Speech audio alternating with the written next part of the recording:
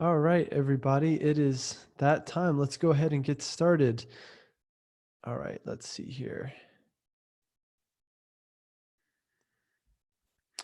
All right, well, welcome everybody. I'll introduce myself first, and then I'll introduce my co-host here for the day, who I'm excited to introduce. My name is John Clark. I'm a licensed professional counselor. Maybe I've got some LPCs in the room. Who knows? I've been helping therapists since 2013 run their private practices. I had a solo practice in San Francisco starting in 2013. I had a group practice in Charlotte, North Carolina that I sold back in April 2019. Now I have a small kind of part-time online therapy practice, and the rest of my time is spent helping therapists like you guys. And I really love what I do. And these current times have thrown us some really interesting challenges. And as a private practice consultant, it's been a really interesting time, and I think will continue to be a really interesting time. So we threw this Q&A call together. Basically I just got home on Monday morning and saw kind of how things were going, saw how quickly things were changing, and thought, let's put something together to support you guys as best as possible. So I'm going to bring my good friend, Dr. Jeremy Sharp, up. If he wants to start his video, we'll bring him on as kind of my co-panelist here. I just asked him last night to help me out and pitch in on this call because we had so many signups at the last minute. So I think a lot more people are going to be coming in. So what we will do is I'll introduce Jeremy real quick, and then we will just get started. So Jeremy, you can try your video now. I just made you co-host. So Jeremy is a good friend of mine. There he is. Nice. He's also a group practice owner out in Colorado. He owns a testing and therapy group practice out in Colorado. He's been doing it quite a while. So he's going through it right in the middle of it, just like a lot of you guys are. And has a lot to offer. We don't know everything by any means. And again, the situation's changing every day. So we're really just here to be helpful to you guys for about the next hour. Jeremy, anything else you want to say about yourself, or just kind of introduce yourself before we dive into our little outline here? Yeah, sure. Well, first of all, thanks for having me on to co-host. I think this is an exciting opportunity to be here for therapists and other practitioners who just might need some support right now. So yeah, like John said, I'm a psychologist. I've had a group practice out here in Colorado for probably the last 8-10 years or so. And we have about 15 clinicians. We do a mix of therapy and psych testing or neuropsych testing. And I also consult with other practitioners really around starting practices and building practices with psych testing as a component. So as part of that, I'm host the Testing Psychologist podcast. And again, like John said, just love being able to support practitioners however I can in that process, and looking forward to doing so here today. Cool. A little introduction to the platform for you guys who are here. So we're running a webinar style call right now because it got so large. The chat is for you all to interact with each other. The Q&A section of Zoom is for you to submit your questions for me and Jeremy. Okay, my team member Laura is going to be help managing the chat. You might even see my other team member Matt Headland poking around there and maybe helping out in the chat a little bit. Or if there's a question that maybe we can't answer between Jeremy and I, maybe Matt will pitch in. Who knows? I've been known to put him on the spot every now and then. Let me know in the chat really quick where you guys are from, where's your practice, and kind of maybe what's going on right now. So get the chat started here while we're at it. And then I'm just going to dive right in. Jeremy and I are just going to talk for probably about 5-10 minutes here in the beginning about kind of what we see as what's going on, some things that we think you all should be thinking about. And then after 5 or 10 minutes, we're just going to turn it right back to you guys for questions for pretty much the rest of the hour. The first thing I want to say is with what's going on right now, it's important to first establish your priorities and create a plan. Create a plan before a plan has to kind of happen to you or be forced upon you if that hasn't happened already. I want you guys to think about and kind of rank out your different priorities right now. Okay, so first and foremost, I want you all to be thinking about your health and your family's health. That is something that is, in my opinion, not negotiable and something that should be at the top of your list. Okay. This should come before money or the money of your practice or even your clinicians' your clinicians making money during this time. You should be thinking about your clinicians' health, okay?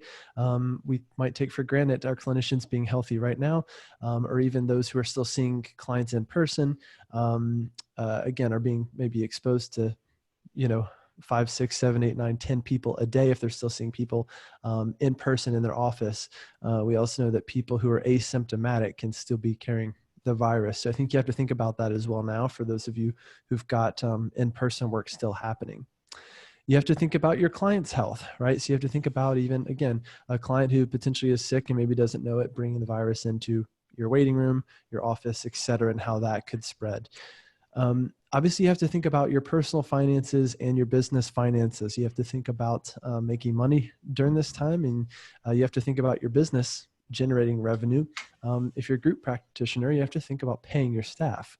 You have to think about whether you're W-2 or a independent contractor practice, and you're going to have some looking into things to do to figure out exactly what's required of you as an employer during this time. So I want you guys to think about these things, but again, maybe even just think today, like, what are my priorities right now? What have I been focusing the most on? And maybe where should I focus a bit just today in terms of what's going on and what I know?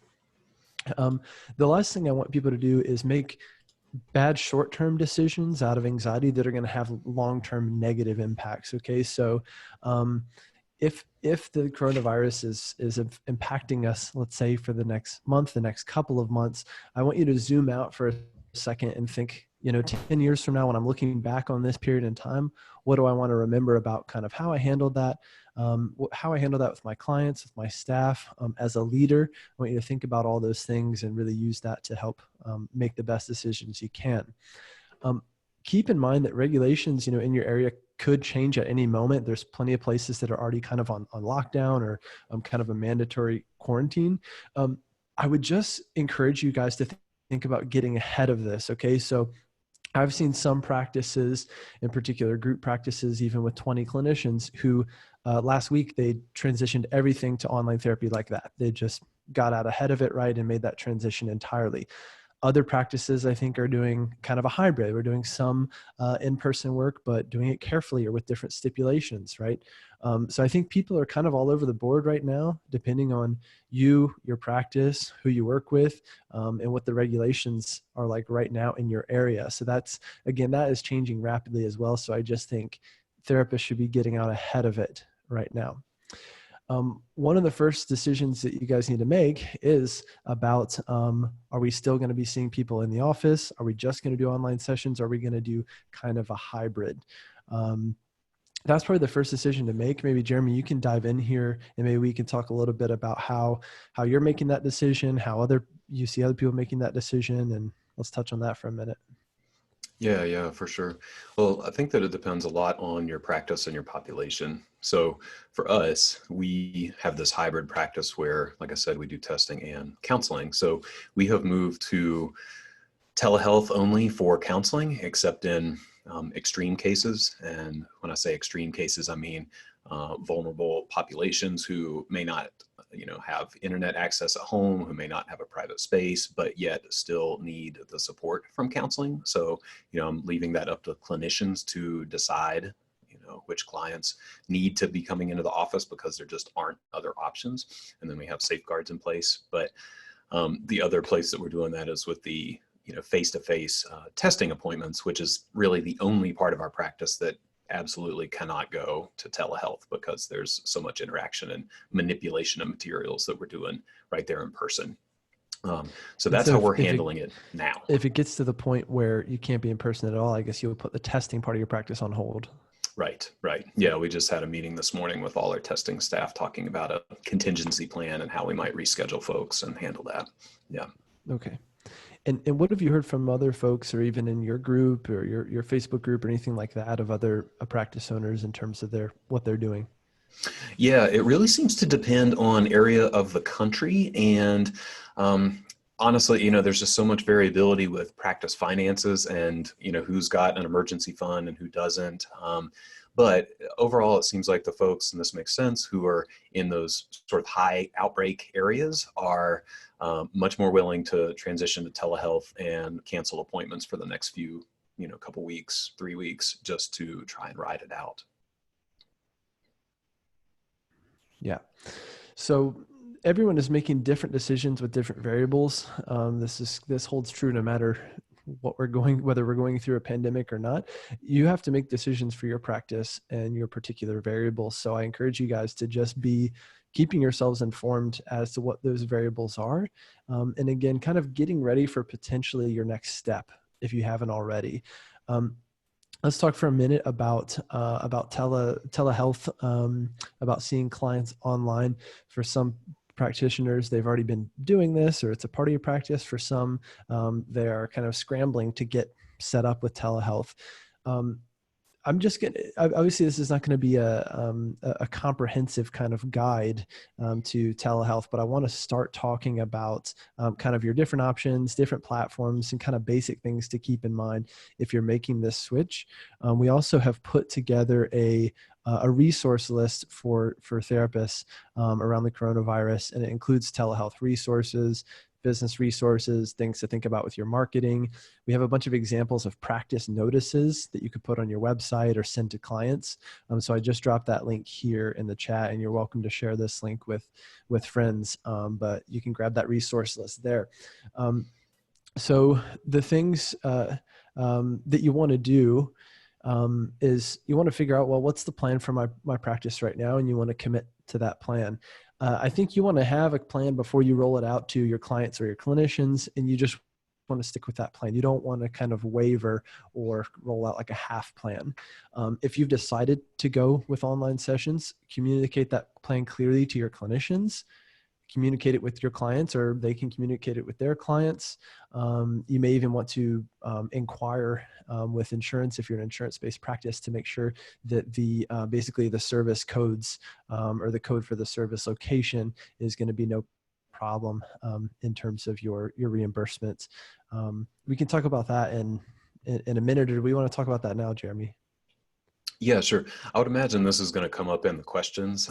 People seem to have a lot of questions, but just briefly, yeah, I mean, I can say that location code is going to change, and we are a heavy insurance-based practice, so we're really digging into this. But yeah, that location code is going to change to 02 for telehealth, and you're going to want to look at the modifier. The vast majority of insurance panels are using that GT or 95 modifier. So between those two, you should be set. You just want to double check to see which one is correct for each panel. I've had clients this week, therapists this week who have worried, right, that insurance companies have maybe not necessarily said, yes, we'll reimburse for online sessions for telehealth. I know there was actually Maureen Werbach made some sort of petition for Illinois, Blue Cross Blue Shield of Illinois, to authorize it basically for therapists, and that was successful. So there's definitely been some worry among some practice owners about, getting reimbursed. I think at the same time, because we are in a bit of a crisis that could escalate even more over the next couple of weeks. It could get a little bit more intense the next couple of weeks. Do the best you can, try to do the right thing. And ultimately, we need to keep serving our clients as best we can. So I think to some degree, you can stick to that as a guiding principle, right? And worry about the insurance piece a bit later. Mm-hmm. Yeah. I totally agree. I might just jump in there, and people, I'm sure there are folks out there who might disagree here, but given the circumstances, I've really kind of adopted a view of this is spirit of the law versus letter of the law. It's that kind of time. And ultimately what we're trying to do is help our clients and protect ourselves at the same time. So yeah, if that means, we're giving it our best approximation of billing and location and platform, we're going to talk about that. That's okay right now. Like, we're doing our best, and I think that's okay. Let's go ahead and answer Lydia's question if we can, because I think this is an insurance question, just since it came up. She basically said, anything specific to remember for authorizations? Yeah. So the majority of things that I'm seeing and hearing is that the most insurance panels are just going to cover things as they would for in-person sessions. So any authorizations you might need to get for in-person sessions, you would want to do that just to be safe, but there's not going to be anything that changes specifically for most plans just to do telehealth, as far as I can tell. I mean, the safe thing is always, check with each of your panels, but that seems to be the way things are going, that we can just do telehealth without a special authorization. Cool. Let's see. So we have another question around that, which is cool. We'll just stay on this for a minute, guys. So Kartika says, should we charge the same rate for telehealth sessions and the traditional in-person rate? So I'm assuming she's talking about cash pay, or if it's a private pay client. Thoughts, Jeremy? Short answer is yes. Yeah, I agree. Yeah, you agree? Yep. Yeah, I don't think, guys, I don't think when someone is paying for therapy that they're paying for your couch. They're paying for your time, right? Not for your office per se. They're paying for your time, and they're getting that time. I suggest you charge the same rate. In normal times, I have heard of therapists charging a higher rate because it saves the clients the time and money of commuting to your office. I don't have a problem with that, but again, I think at least charge your current rate. At the same time, there are plenty of people right now who are offering some sliding scale, or for people who want help around coronavirus related issues or anxieties or issues around OCD or things like that. There are people that are offering that sort of help right now, which I think is a great thing to do and aligns well with our ethical kind of foundations of mental health. So that's obviously up to you, to your discretion right now, but there you have it. Let's see, do we see any more insurance-based questions? Let's stay on this for a minute and then we'll get into the telehealth stuff. So we answered Lydia's question. The next one, we're going to look at Mara's question, or Mara maybe. I've been working toward getting off insurance the past 6 months to move toward private pay only. In the light of the developing recession, would you recommend staying on insurance? Well, that's a fun one. So I'll just offer my thoughts. Like, generally, whether it's getting off insurance or making a move or hiring or anything, any big change, I would say table it for now and just hold the status quo, because I mean, your cognitive and emotional energy is going to be tied up in dealing with whatever we're dealing with here for the next few weeks. So yeah, put that on hold, stay with what's working and ride it out. I totally agree. I think that's a great guiding principle right now. I was speaking with other therapists earlier today, and they were asking, well, my Google ads aren't working as well right now. Should I change it? Is it the coronavirus? Should I make a bunch of changes to my website? And I think there's a difference between kind of adapting with what's going on right now versus, again, making decisions in a panic or decisions in a crisis, because these are not typical times right now. So I agree. The answer is, I think, keep the core elements of your practice intact, stabilize your practice right now, stabilize your caseload, focus on serving your clients, and take it day by day or really week by week.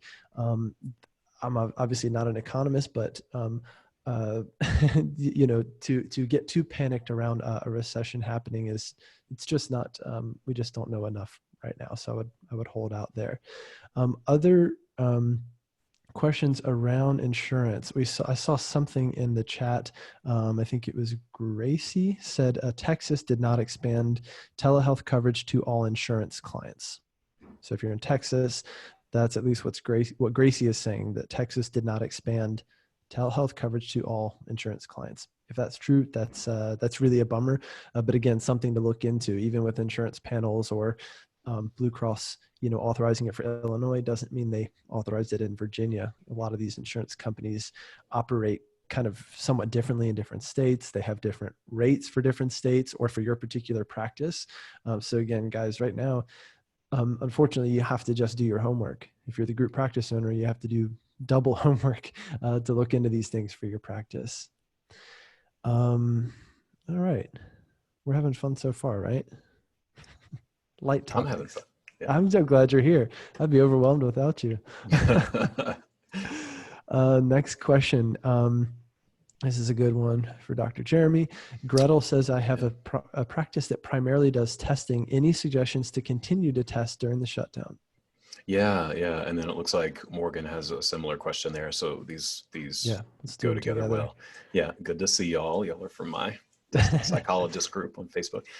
Yeah, so I will say this at the top. I'm in the process. I've been trying to get in touch with someone from APA who could maybe do a similar Q&A just for testing, because we are struggling with this too. How to do, the typical face-to-face stuff over telehealth. Right now, we don't have a great option for that. What we are moving to in our practice is kind of a two-pronged approach. We are still doing in-person testing appointments, but we're making people, wash their hands and making the kids wash their hands when they come in the door. They're sanitizing, everything's wiped down. We're wiping down all those stimulus materials throughout the day. And we are just trying to, stay as far away as we can while we're actually doing testing. And I gave my clinicians permission to send kids or adults home if they have any suspicion of, illness.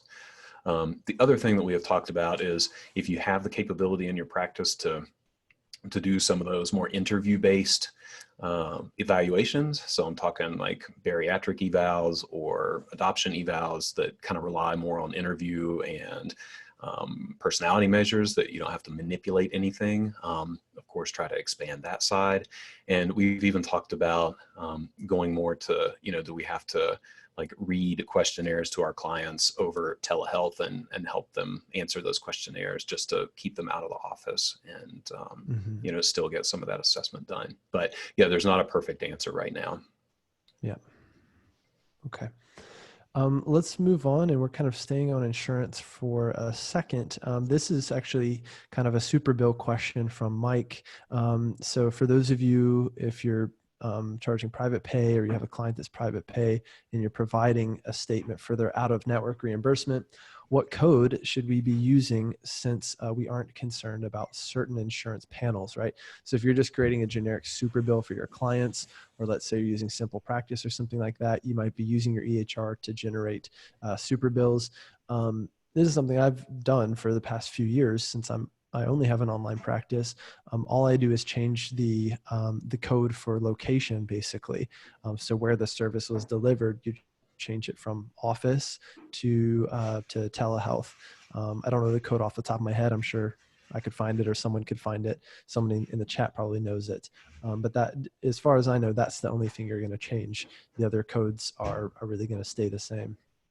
And that code, John, is 02 for telehealth. Nailed just it. If anybody, yeah.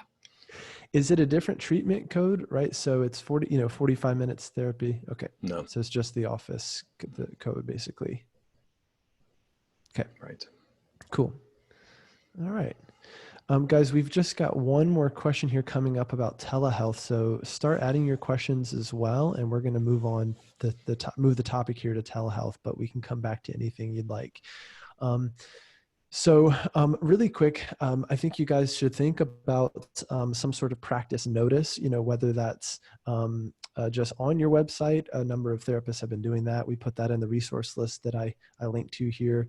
A lot of people are just making a page on their site with the notice or something kind of in the footer. Another option is to email your list and let people know what's going on, what your policy is, how clients can keep getting sessions. So I think you want to think about doing something like that. Okay. And just making sure, again, your team and your clients are all up to speed on what's currently going on and how your practice is addressing this. Let's talk about telehealth. So, if you guys are making that jump quickly, obviously the insurance piece is something you need to look into, something that seems maybe a little shaky right now, depending on where you are or which insurance platforms. But again, that's something to kind of sort out individually. The first things you really need to think about are, choosing a platform, and then I think ensuring that your clinician has a setting where they can do sessions confidentially, and encourage your client to find, settings where they can be, they can have some privacy as well. Obviously, we can't protect their confidentiality if they're out on the street, having a video call with you. But it is really important that think if your clinicians are going home or wherever and doing these sessions, that they don't have kids or a partner, in the background. They don't have audio coming out of their speaker and people are in the next room or whatever it is. So you just have to remember that you're kind of bringing your clients with you when you are doing this from your laptop. Okay. So obviously use some common sense, think through confidentiality if this is not something you've done before. Speaking of confidentiality, the next thing you're going to be thinking about, if you haven't already, is platforms. We're going to talk through a bunch of platforms, and we also threw some together in the resource list that I linked to. A couple platforms right off the bat. If you have something that's already working, then just use that. Okay. So if you've already been using something, just use it. That's fine. If you have a telehealth option that's integrated into your EHR, use that. That's pretty common sense, right? Simple Practice is one of them. I've heard that generally it's working pretty well right now. I have heard that some people are having some connectivity issues, especially if they're not on desktop. So if they're on mobile but not on desktop. Again, I've heard other people say Simple Practice has worked just fine and it is integrated already into your EHR. So if that's something you have, I figure why not use it? However, as Dr. Jeremy Sharp pointed out, have a backup if the first doesn't work, because there's nothing worse than a client in crisis, or you're in the middle of having a moment, and then the thing craps out. That has happened to me before. So have a backup. There's a couple of free options we can talk through. So Doxy.me or Doxy.me, that's doxy.me, is a free option. I think it's decently reliable, but lately I've also seen some complaints. They could be overburdened right now. VC is another fairly reliable free option that I've used in the past. That's VSEE, fairly reliable. Again, but I think with something paid, you're going to get better quality. With something free, you're rolling the dice just a little bit potentially. Finally, Zoom, which is what we're using right now. I'm a big fan of Zoom. It's more costly. And if you want it to be HIPAA compliant, you need to get a special license with them that I saw was around $200 a month. However, you could split that with another practice or with other clinicians. You could actually split that account with different users. The last two, and then I'll let Jeremy talk about his, are Spruce Health. This is a company that has sponsored our podcast for the last while. So I'm a big fan. They have a completely HIPAA compliant communication platform. It's very affordable. It's very secure. Whether you want to have your phone number through Spruce or just use Spruce for telehealth, that's a good option for you. So sprucehealth.com/PPW will get you in there, and then you can get 20% off for PPW 20. This is not meant to be an ad, but it's just a resource that I know is very airtight, and I know they're taking things very seriously right now with making sure the platform is up to date and not going to cause you any problems. Jeremy, however, is using something, another option that I think is interesting to talk about.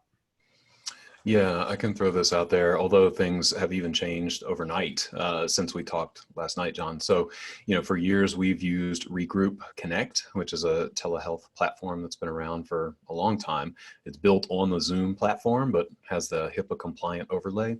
But I've been hearing as of late last night and this morning, they are hitting their capacity for new practitioners. So that is a huge bummer. So the default for us, or the backup for us, is Zoom. I think Zoom is great, and it's really geared toward hosting these huge calls with a lot of video participants. It's very stable. So if you can swing the Zoom option, I think it's a great one. And especially with kind of getting to Ashley's question, the idea that they're loosening the regulations around making sure they're HIPAA compliant, that is a great option. Let's go ahead and talk about Ashley's question real quick. So again, that's not a comprehensive list of options, guys, but it's a list.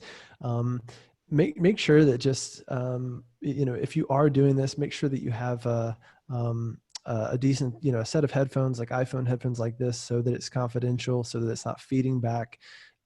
You don't need a fancy light or a fancy camera. I'm sitting just in front of a bright window right now. Simple stuff like that. Try to still provide a nice experience for your clients. If things are really not working well, you could do something like have a video on like this right now, like Jeremy and I, and then call them on the phone, right? Or have your AirPods in or something and call them on the phone. So your audio is through the phone, which is reliable. And then your video could be through something that's maybe not quite as perfect, but it's still going to get the job done. So have backups, explain to your clients that, hey, this is, these systems could be a little wonky right now, but we're going to get through it. Okay. With that being said, I do think some clients, let's say if the video is not working, or maybe they're not comfortable in video, they could be comfortable with a phone session. I've had clients, want that before, and that can be a good backup as well. It just depends on you and depends on the client. Okay. Let's talk about Ashley's question real quick. We'll stay on this idea of telehealth and platforms. So we answered Amy's question that DocSeeMe has been glitchy due to some high demand. We did recommend other platforms like VC and Spruce, those precisely. Ashley's question was, I read this morning that HIPAA laws have been loosened to allow for non-confidential telehealth platforms such as Zoom and Skype. Any word or thoughts on loosening of offering telehealth across state lines? Those are kind of two different questions. So one is, can I use something like Skype or FaceTime or Google Hangouts that's not HIPAA compliant? And I did see that as well. I did see basically an announcement that is okay, that they're going to be loose about something like that right now. So I think that's fine. I think there are HIPAA compliant options, so why not use one, right? Or if this ends up being something you're going to use for your practice anyway, why not have like a decent option that's HIPAA compliant so you can rest easy? Now, any word or thoughts on loosening of offering telehealth across state lines? That's another question. That's a big question, probably one that we can't answer today. At least I don't really have the answers to, and I haven't heard anything about that. Jeremy, anything? Yeah, I've just, in skimming, I don't know how many articles and emails about this kind of stuff. I did see something about sort of a temporary authorization for 20 visits or fewer across state lines. Like if you're not licensed in that particular state, don't quote me on that. It's not set in stone. I know that I saw it somewhere, and I'm not sure if that's every state or what, but that's something to dig into a little bit more and see what's really going on. So just to clarify, if any of you go to court over this, a good alibi is not Jeremy Sharp told me I could do it. Please don't say that. Yeah. Or John Clark hosted a webinar and then his friend Jeremy Sharp told me he could do it. I don't know. That's a good question, guys. If someone finds that or wants to Google that right now, let's pull together our resources, put them here, in the chat. This is kind of what we're here for. So let's try to figure this stuff out together. Someone could do some Googling here and maybe find an answer to that. That's a really good question. Oh my goodness, we have so many questions now. Good grief. All right, we've talked about telehealth practices. I want to make sure I kind of get in all my points before we just open it back up to all questions. I do want to tell you guys that in terms of financially, it's definitely a big concern for a lot of folks. That's where a lot of the anxiety comes from. I think that's why a lot of people are maybe keeping their practices open in person longer than maybe they should in their area. I know this is hard to do, but I teach every therapist to have an emergency fund of expenses plus payroll that would last. So 3 to 6 months of expenses plus payroll. I know this is really hard to do, but this is literally like game time why we do this sort of thing. I know it can take a while to build up that sort of fund, or even build up 1 month of my payroll and my expenses, but this is literally why we have something like that. Again, I'm not a financial advisor, but I recommend doing the same thing for your personal finances, especially because we're all business owners. You potentially have some more liabilities, some more financial risk, and you also have potential higher reward as a business owner. But I think because we have a bit more of that risk, think about building up that emergency fund, both in your business and on the personal side. The other thing I would say is if you find yourself having some more downtime or some unexpected downtime, don't see it as a curse, see it as a blessing, see it as an opportunity to just kind of give into what is happening, to embrace what's happening, and maybe start to work on building some additional revenue streams that can help you in a time like this in the future, that can kind of insulate you against stuff like this in the future. There's a lot of different things that we talk about, in my own content around passive income, affiliate marketing, online courses, membership sites, things of that nature. So I think, again, if you do find yourself, quarantined, which is an intense word, but I'm quarantined right now, then think about using that time well. Think about using it to build some additional revenue streams. We have basically a free kind of mini course on that, on how to create your own online course. I'll drop it here in the link as well if you find yourself with extra time or you want to get started on something like that. That's all I wanted to say there. Jeremy, anything else around that, or should we get back into questions? Yeah, I mean, just a comment, I think, about the emergency fund, the preparedness, that sort of stuff. And this is a little bit of a side note, but I know a lot of us right now are kind of worried about the finances and what to do in our business. And I just want to give people permission to do things that you maybe said you would never do, like get a small business loan, or, get that credit card with a 0% interest rate or something. You may never use those options, but if you don't have an emergency fund, those things can keep your business running for the next 3 months or so, if it really all goes to catastrophe, right? So interest rates are really low right now. And I just want to open that up to people, because I know I myself had rules, quote unquote, for what I would do and not do with my business. And sometimes we gotta bend those rules in the interest of staying afloat, right? Yeah. Yeah. Again, not making just short-term decisions, making decisions in this situation for the bigger picture for the long term. Guys, you're going to get through this. We're all going to get through this. You will survive. Your practice will survive. And so try to maintain that long-term perspective, even though it's hard for us to do. And our minds are really wired to focus on short-term thinking. So that's really the challenge right now. I am going to answer this top question here. And Donna, I think you have a similar one. Please post it in the Q&A section for me. We're talking about marketing just a little bit, and marketing and also kind of communicating, let's say, with potential clients, current clients. So this question says, I've been getting a lot of clients who are laid off in the UK and are struggling to pay for therapy, even with reduced rates. Lots of people are suffering from anxiety right now. Is it better to write blogs or articles to address these issues, or do I offer a few sessions for free for the sake of reaching out to those most in need? I would just say, if you can do both, right? Again, like I said before, if you want to offer sliding scale or free sessions right now to people with specific kind of coronavirus related anxiety, which will probably be in the DSM next time, who knows? I don't know. Then why not do it, right? If you have those resources. If another resource you have is time, then absolutely now is the time to create, specific content for your business, your blog, your YouTube channel, your podcast around dealing with this, or around dealing with a crisis in general, or around dealing with anxiety in the midst of, this pandemic. So yeah, I would just kind of say yes to both. I think you're on the right track. This is time to get creative, guys. And that's a good example of being creative. I might add to that, John, if I could, just for those of you who want to think about doing something like that, try to be systematic about it so that you're not just offering endless pro bono sessions for folks, but really kind of sit down and think, what percentage of my caseload could I do this? How long can I do this? So, just be deliberate about it. And I think that'll help everybody, and ease your anxiety a little bit. Great point. Let's talk about Donna's question really quick. She says, can you share your insights about the online therapy specialty page and Google Ads recommendations during this time?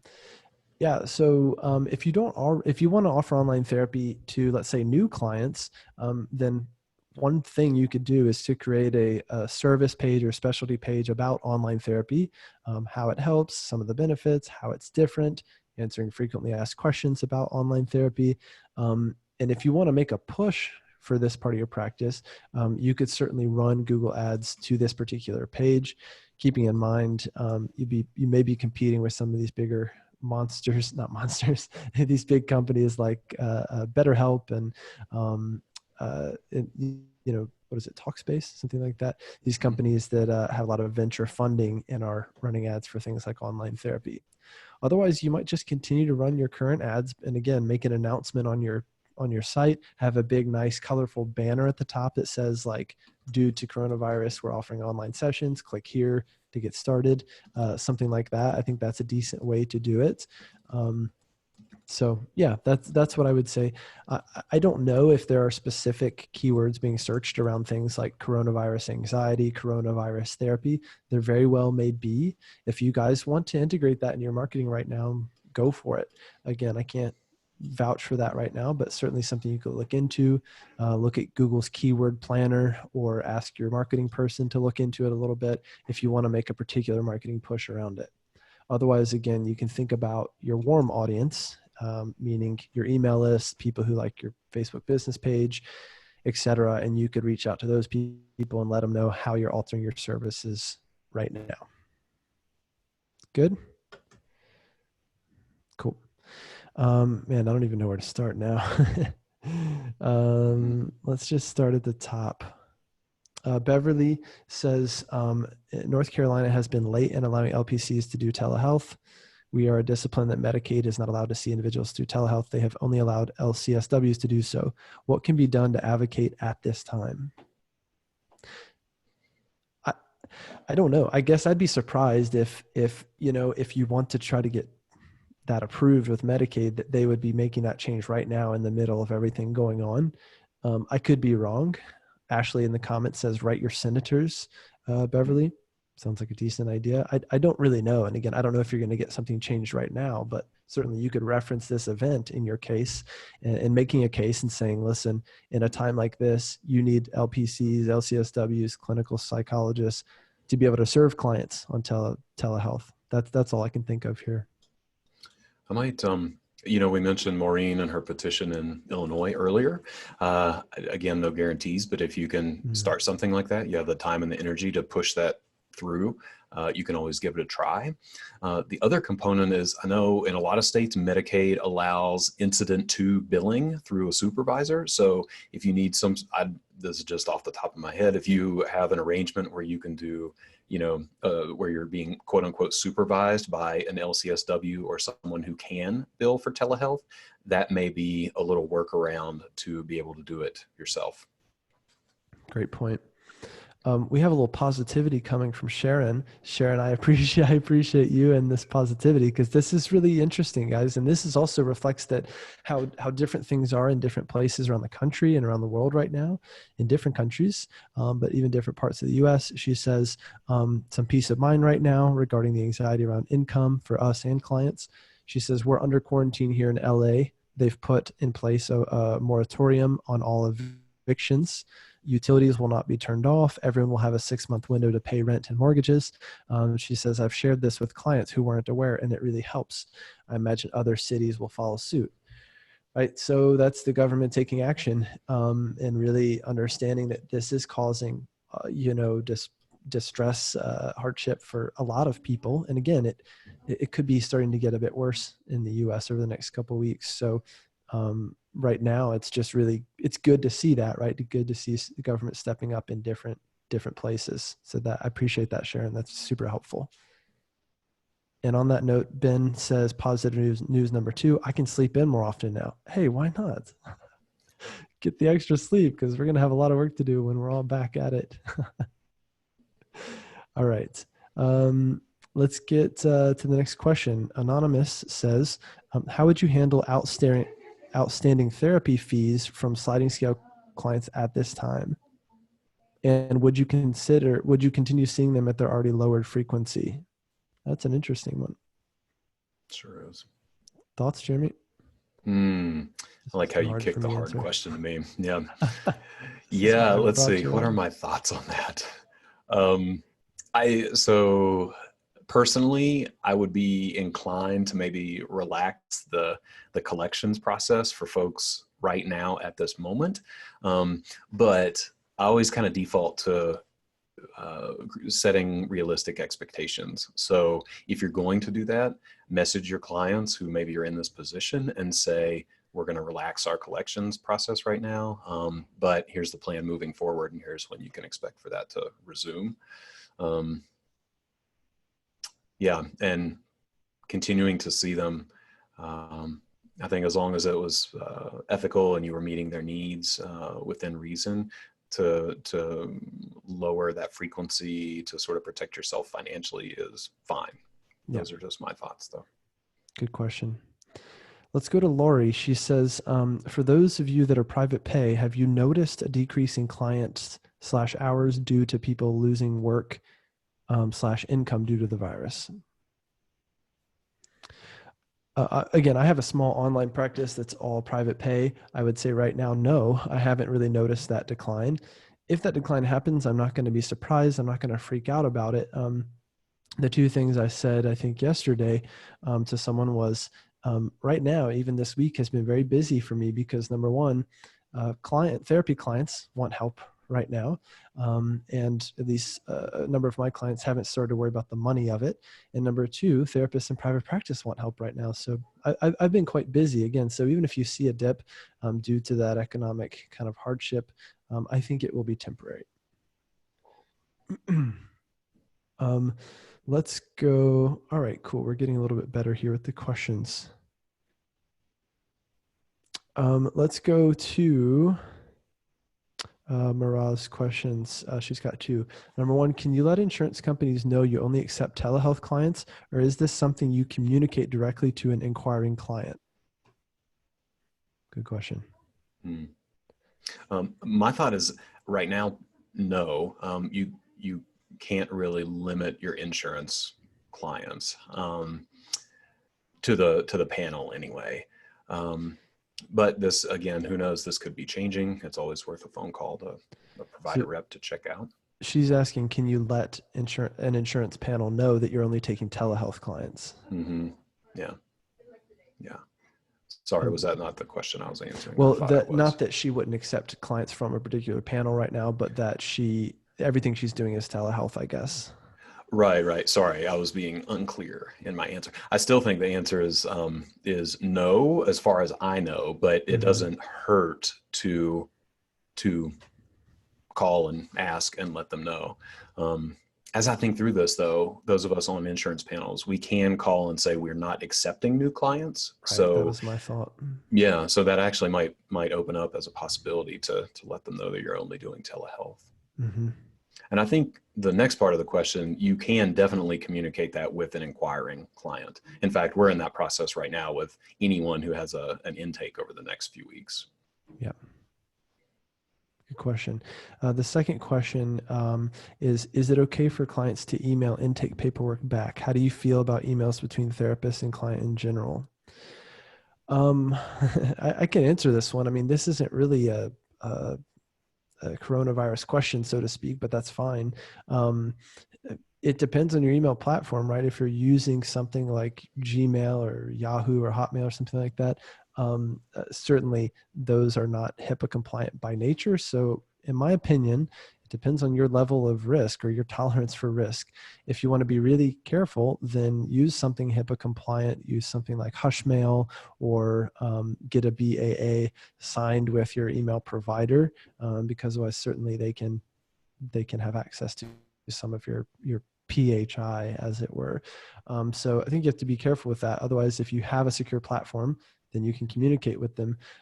Again, you guys should have systems like this in place for your practice, coronavirus or not. So whether that's, again, Simple Practice, sending paperwork that way, or something like Spruce, communicating compliantly that way or confidentially that way, you should have something like that in place. And if not, now is as good a time as ever to strengthen up your kind of policies, procedures, and systems. I might add to that too, that a lot of folks that I work with are using a system called Intake Queue to send intake paperwork back and forth, and it is HIPAA compliant, it collects valid e-signatures, and it's relatively inexpensive. So I'll drop that link in the chat if anybody wants to check that out. That's not an affiliate link or anything. It's just a cool service that we use in our practice too.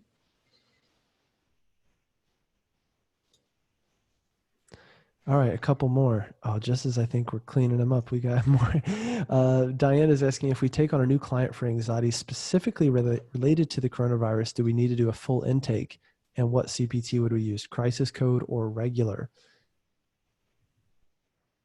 I'm stumped. Yeah. I think the first time that you see a new client, it's an intake code. So do you need to do a full intake? That's up to you as to how many areas you're going to cover. I don't know if you dig into family medical history and all that, but that's up to you as far as the content of the session. But yeah, you would still use that intake code, which is 90791. The crisis code is really reserved for those sessions. They would be ongoing sessions where, if the client is really freaking out and just cannot leave within that session boundary, that hour, then you would throw that crisis code in there to account for that. I would be so screwed without you, Jeremy. That's what I'm here for. You probably hear that all the time in life. I'm not even going to go there, but I mean, in life all the time, but especially right now in this Q&A call. Nice. I'll take it. All right, let's move on here before I get too silly, because that's always a risk. Ben, our friend Ben, getting extra sleep over there, says, I've signed up for several online therapy communities. What other ways can me and my one employee get referrals for online therapy? Well, again, I think, look at what you currently have in your marketing. I will also say there's plenty of therapists who are referring out right now or who are full with online therapy clients. I think a lot of referrals are kind of being passed around through referral or through recommendation. So, do I think that right now is the time to, launch a totally new marketing campaign just for this or just for coronavirus? I don't know. It kind of depends on how long this goes for. Again, I don't want anyone to just be scrambling. So I think in any sort of marketing, in any sort of product or offering or service, start with what you know, start with who you know in your current network, email list, followers, what have you, and go from there. Any other thoughts, Jeremy? The only thing, and this may, Ben, you maybe have already done this, but we have an online therapy community Facebook group in our local area. And I know that a lot of folks are making it very clear that they're taking online referrals there. So if you have something like that, it's always worth exploring. Because again, those are likely warm connections. Yeah, really good question. Let's go to Grace's question. And this is the last one we have right now. All right. Grace says, I'm a play therapist and schools are closed for the next 2 weeks, but it could be much longer. I provide play therapy in the office and parent coaching online. We are not seeing kids for the next 2 weeks, but unsure what it looks like moving forward. Should I just provide parent coaching services online? Well, you and Tara Egan should connect if you haven't already met Tara. She's in Charlotte.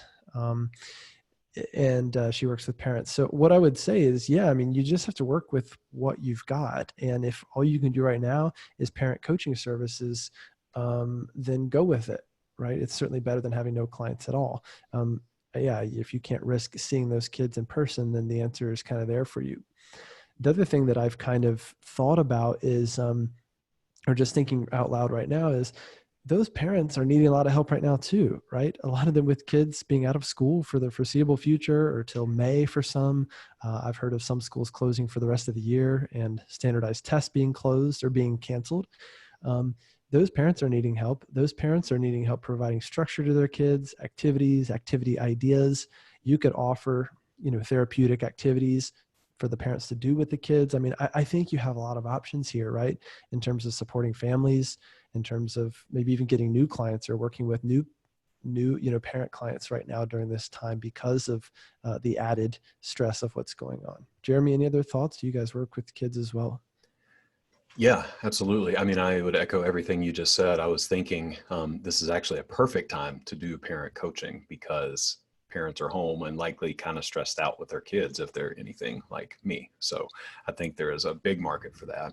I have read some guidelines, Grace, around, if your kid is younger than 10, then it's probably a good idea to just move to parent coaching for those sessions.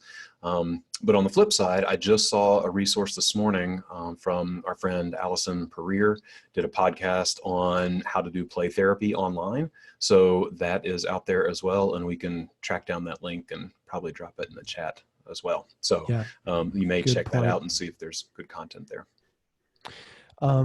Laura just did me a huge favor and she's working fast. She just started a group for us called COVID-19 Coronavirus Planning for Therapists in Private Practice. I'm just realizing we're just scratching the surface here in terms of navigating this together and working on it. So let's Christina says Laura is awesome. Yes, she is. Let's hop in that group. Let's use it, for the foreseeable future for these related conversations around coronavirus. Let's also compile our resources into there. Again, the resource list that we created is just a start, but everything else, let's pile it in here to the Facebook group. Let's help each other. Tons of people are on Facebook right now, a lot of therapists and people are home right now anyway. So let's go ahead and use that resource to help each other. So again, she dropped the link here. And maybe another thing you can do, Laura, is if you can start collecting the links from the chat throughout this time, I know it's a lot. Let's send an email to the group, to everyone, listening right now, later today with all the links that we can find. So we'll do that as well. See, we're figuring this out together. It's all about figuring it out together. All right, that was Grace's question. And in fact, that was the last question we have from the Q&A section. If we're doing an hour, we got 5 minutes left to wrap it up or hear some of my best knock-knock jokes. It's really up to you guys. What are we missing, Jeremy? Good question. Thankfully, Diane saved us with ideas for doing EMDR through telehealth. Yeah. But that's a tough question. Yeah. I am not an EMDR practitioner, John. I know you are. You may be able to come. I am. I mean, again, I would just say, like, if it's within your scope, you can do it. Again, I'm not going to do a lot different clinically right now just because it's online or just because of the coronavirus right now. But if it's within your scope and if you know how to do EMDR through telehealth, go for it. I know there are ways to do it. I think a lot of EMDR practitioners do not do it because it's a bit harder. You also have to think about a client getting quite dysregulated via telehealth, or if the connection goes out or something like that. So the short answer is I don't know. I would connect with an EMDR approved supervisor or whatever they're called. There's also really good EMDR groups, Facebook groups online for EMDR in particular. I'd probably go there. It's probably, short answer is not the best question for Jeremy and I, but there's definitely people out there that can answer. We do have one answer that says, a therapist says, I've used virtual EMDR on my platform and it has worked well. So you got one person that's using it. All right. So we got 3 minutes left, guys. Again, what I want to say is, just to wrap things up and bring us back to the very beginning, we're assuming right now that this is a short-term crisis. A crisis never lasts forever, right? And this is a crisis of sorts. So it's all going to start with you establishing your priorities and creating a plan around that, around those priorities, right? In some points, your hand may be forced in terms of quarantine or lockdown, things like that. In other times, I think create some contingency plans around you, your practice, your clients, etc., and just be willing to alter that plan potentially every day. Again, I talked about this at the beginning, but in terms of priorities, think about things like your health and your family's health, your clinician's health, your client's health, and I would say last, your personal finances, your business finances. Those things will recover. I know it's going to be a stressful time if it isn't already, but come back to your priorities, work through some contingency plans, rely on other therapists, and we will all get through this together. Amy is asking, will you be offering another webinar in a few weeks? If you ask me really, really, really, really nicely, I just might do it because I can probably find the time, and I bet Jeremy could too, but I'm not going to obligate him. To be determined, guys. I wanted to do this week because it seems like a lot is changing fast. If we do another one, you'll hear from me. If you're on my email list, you'll hear from me through my email list. Laura also says, expect an email later today with the link to the recording and links to the resources we shared in this call. She's also reminding you of the Facebook group that she just created during this call. If you're listening to this somewhere else or in a replay, then again, look for those links elsewhere, or look for those links in the notes of wherever you're listening. Jeremy, what final advice do you have for folks? Any imparting words for us? Yeah, this is very topical for me, but on the way to work this morning, I'm a podcast listener like a lot of us, and I have this feed of podcasts that, there are physicians, there's news, there's all sorts of options to listen to, like basically how scary this is. But the one that I chose was a podcast with Tim Ferriss and Jack Cornfield, who is a well-known meditation teacher and psychologist. And it's just a nice reminder to stay grounded as much as you can. Like, this too shall pass. There are opportunities here if you can see them, and it's maybe not as bad as we want to make it. So that was just a nice energy for me coming to Nice. work this morning, and that's where I'm at as we Nice. do this call. So I'll just offer that. Very good. That's a great note to end on. Very, very positive. There you have it, folks. Man, we're pretty good, right on the hour. So there you have it. I hope this was helpful, guys. Again, you'll get an email soon with the replay to this. Feel free to share a link to the replay with other therapists who would benefit from this conversation. If we do it again in a week or so, we will obviously let you know. But we're here for you. We're happy to help, and we'll get through this together. So there you have it, folks. Thank you again so much for coming. Good luck out there. Stay safe. Take care of yourselves, and we will talk to you very soon.